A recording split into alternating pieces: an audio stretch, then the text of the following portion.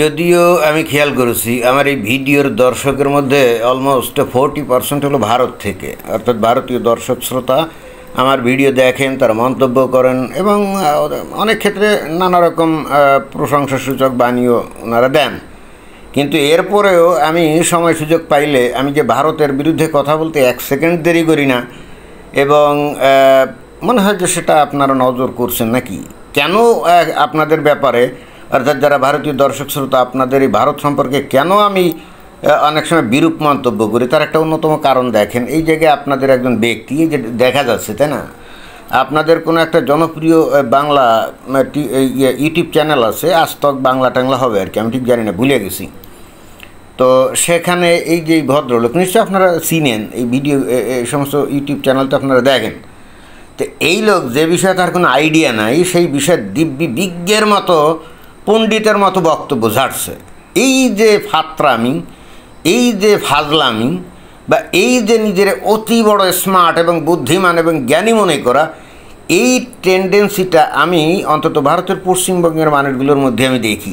আর ঠিক এই কারণে এদেরকে আমি 2 চোখ পেটে দেখতে পারি না। দেখেন তো, পুরো বিষয়টা ভালো করে বুঝতে গেলে সে যে বিষয়ে পণ্ডিত না, মানে আদৌ যার মানে যে বিষয়ে কোনো আইডিয়া নাই, সেই বিষয় সম্পর্কে কি বিজ্ঞের মতো এখানে বয়ান ঝাড়ছে, আমরা সেটা একটু সরাসরি এই ভিডিও ক্লিপ থেকে আমরা তার মুখ থেকেই শুনি।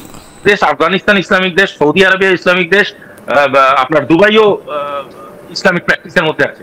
পয়েন্টটা হলো, ইসলাম ধর্ম হিসাবে, ইসলাম যারা প্রপার ধর্ম হিসাবে পালন করে, তাদের স্টেট অফ মিউচুয়াল রেসপেক্ট, বা তারা যেভাবে একে অপরকে কি বলবো সম্মান যায়, তারা এই যে বললো না যে তারা একে অপরকে যেমন সম্মান দেয়, এই যে কথা বললো না, চিন্তা করে দেখেন, সে নিজে কি দেখে না যে শিয়া সুন্নিদেরকে সম্মান করে না, অর্থাৎ ইরান সৌদি আরবকে সম্মান করে না, আবার সুন্নিরা শিয়াদেরকে সম্মান করে না, এই বিষয়টা কি সে জানে না? আমি জানি না সে জানে কি না। তাহলে এখানে সম্মান দেখালো কোথায়? তারপরে যদি ভারতের দিকে বা বাংলাদেশের দিকে তাকানো হয়, পাকিস্তানের দিকে তাকানো হয়, এখানে এই যে জামাতকে সম্মান করে না তাবলিগালারা, তাবলিগদের সম্মান করে না জামাত, হেফাজতিদের সম্মান করে না জামাতরা সম্মান করে না হেফাজতিদেরকে। তো এবং একই সঙ্গে এই জামাত শিবির এরা আবার ওই যে পীর প্রথা, অর্থাৎ মাইজ ভান্ডারি, তারপরে পীর প্রথা ইত্যাদিকে সম্মান করে না। এই কিছুকাল ধরে বাংলাদেশে যে পরিমাণ মাজার টাজার ভাঙ্গা হলো, সেই খবরগুলো কি দেখে নাই, দেখছে? তাহলে এ কীভাবে বলে যে এই মুসলমানরা একে অন্যকে সম্মান করে? কমপ্লিটলি একটা ননসেন্স টাইপের বক্তব্য দিল না। এর কোনো আইডিয়া আছে ইসলাম সম্পর্কে এবং মুসলমান সম্পর্কে?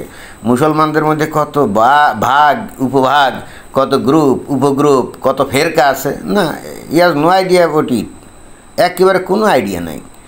আইডিয়া না থাকা সত্ত্বেও উল্টাপাল্টা কথা বলছে। তবে হ্যাঁ, একটা ক্ষেত্রে অবশ্য সব মুসলমান আবার এক, সেইটা কি, অমুসলিমদের বিরুদ্ধে জিহাদ করা বা অমুসলিমদের উপরে আক্রমণ করে তাদের জায়গা সম্পদ এগুলো দখল করা, এগুলো ওই যে কোরআনের ভাষ্য, হাদিসের ভাষ্য, এই জায়গায় এসে সব মুসলমান কিন্তু এক, এতে কোনো সন্দেহ নেই।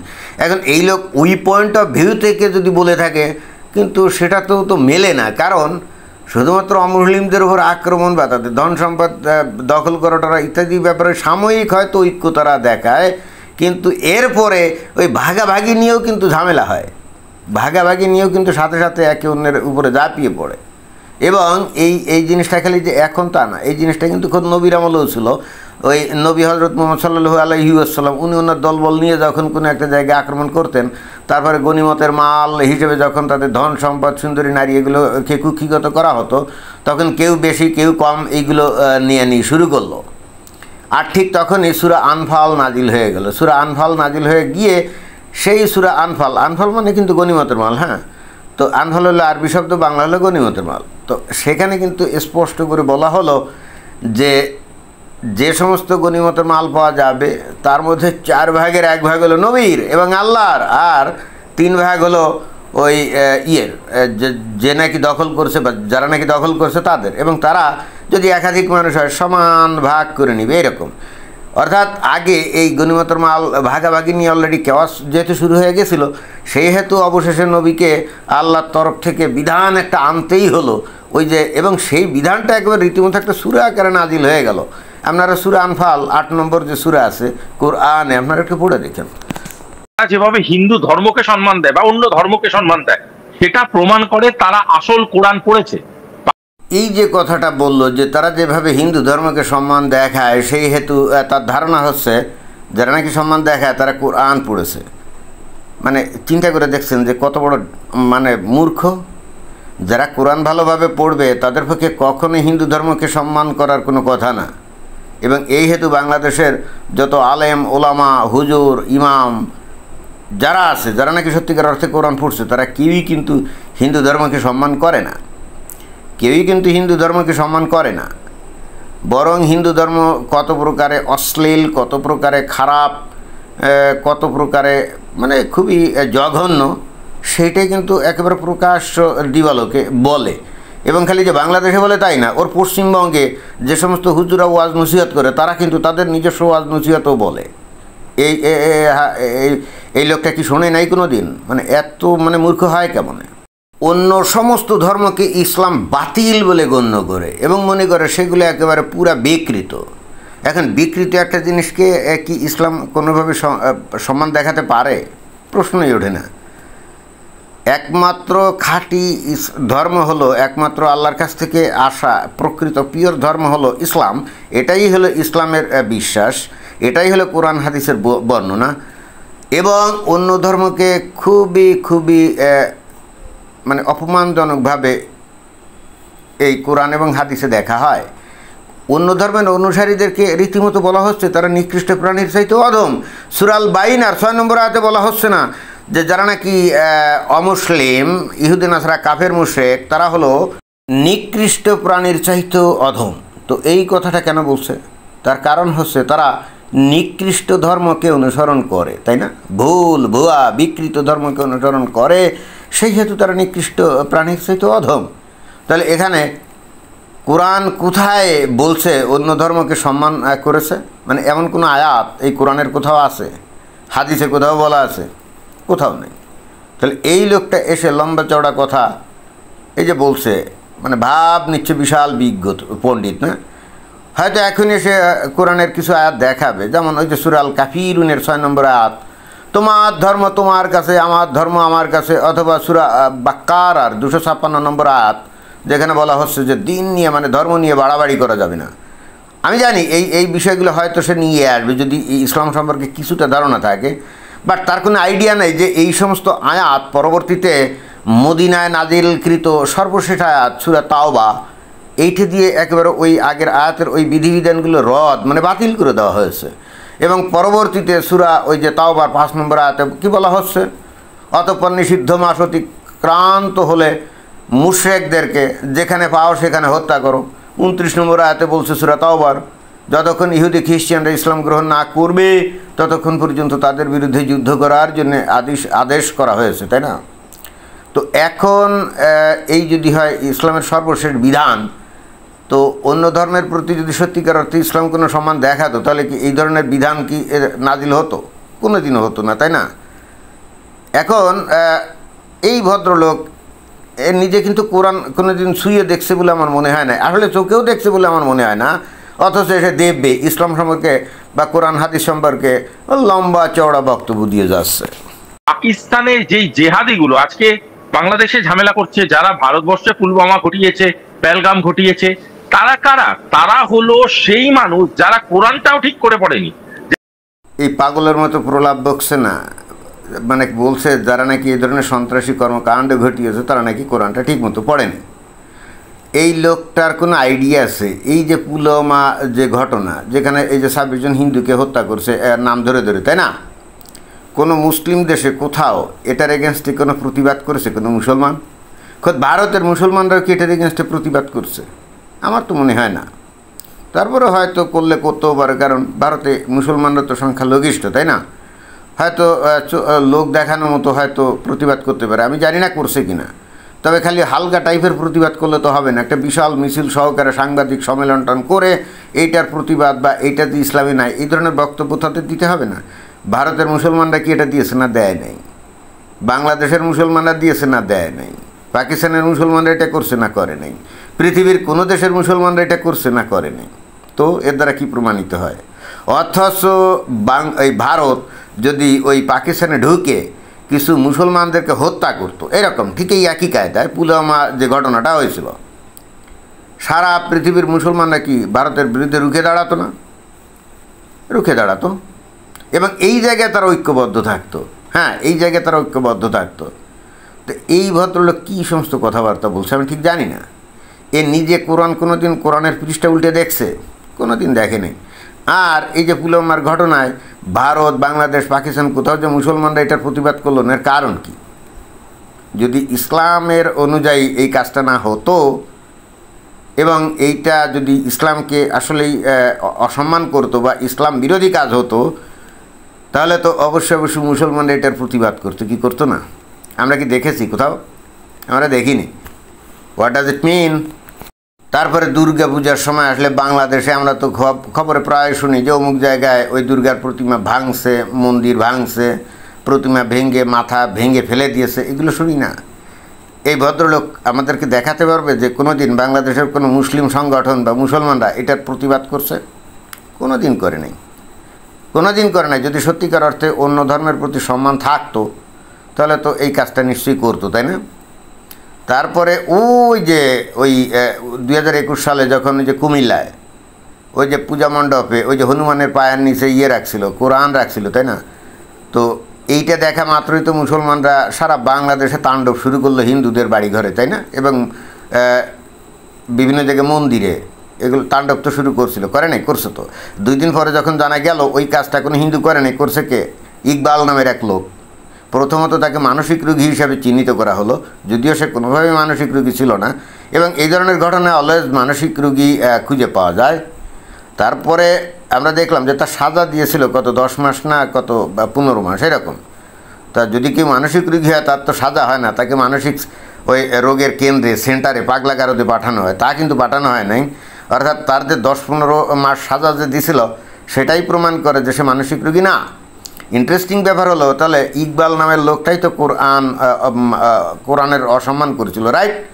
বাংলাদেশের কোনো মুসলমান কি এটার বিচার চাইছিল? এই ইকবালের ফাঁসি চাইছিল না? একটা লোকও কিন্তু এটার এগেনস্টে কোনো কথা বলেনি। এটার এগেনস্টে কোনো ইকবালের নামে কোনো ফাঁসি চায় নাই, ইকবালের কোনো বিচার চায় নাই। এখন এটা দিয়ে কি নির্দেশ করে? নির্দেশ করে একটাই, যে কোনো অজুহাতে হিন্দুদের মন্দির ভেঙে দাও, তাদের প্রতিমা ভেঙে দাও, তাদের বাড়িঘরে আক্রমণ করো, তাদের মন্দিরে আক্রমণ করো, এটাই। এবং এটারে এই যে ঘটনাগুলো ঘটছে এবং পরবর্তীতে এই যে এই কোরআন রাখার ঘটনা নিয়ে যদিও পরবর্তীতে জানা গেল একজন মুসলমানই সেটা রাখছে, তো ইন দি মিন টাইম তো ওই বিভিন্ন জায়গায় মন্দির টন্দির ভাঙা হয়েছিল, অনেক মানুষজন, বেশ কয়েকজন হিন্দুকে হত্যাও করা হয়েছিল।